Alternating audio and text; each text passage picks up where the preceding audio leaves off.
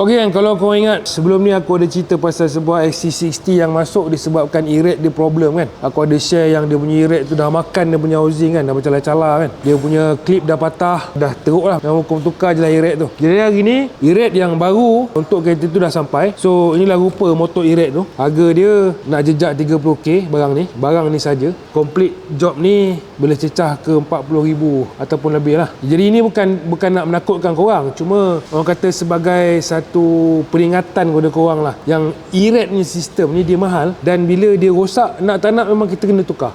Jadi macam ni yang datang ni yang baru. So kepada owner ni ataupun mana owner Volvo XC90 T8, XC60 T8, S60 T8, aku nak pesan pada korang yang korang punya e-rate ni korang kena jaga minyak gear dia, dan juga korang kena jaga sistem coolant korang sentiasa berada dalam keadaan yang terbaik lah. Sebab sistem e-rate ni disejukkan oleh minyak gear tu sendiri dan juga oleh sistem coolant lah. Jadi kalau sistem coolant kita problem, sikit sebanyak dia akan bagi kesan pada e-rate ni. So ni rupa frame belakang dia Volvo XC60 ni. Jadi e-rate tu nanti kita akan masukkan balik, kita technician akan pasang balik lah pada kereta ni. Jadi kalau tengok kerja dia agak sedikit kenyah, tapi benda tu tak mustahil lah, benda yang kita biasa buat dan memang kita sentiasa buat dekat workshop ni. Okey, jadi kalau korang yang berada dekat luar sana yang ada masalah dengan korang punya Volvo, nak minta kita check, nak minta servis, nak minta tukar barang ke apa, nak repair gearbox ataupun e-rate macam ni, korang boleh datang ke Transmatic Automotive ni. Kita berada dekat stesen 15 Shah Alam. Kita buka hari-hari kecuali Jumaat, sebab Jumaat kita cuti. Dan kalau korang ada sebarang pertanyaan, korang boleh klik link di bio, dan kita jumpa dalam next video. Bye bye.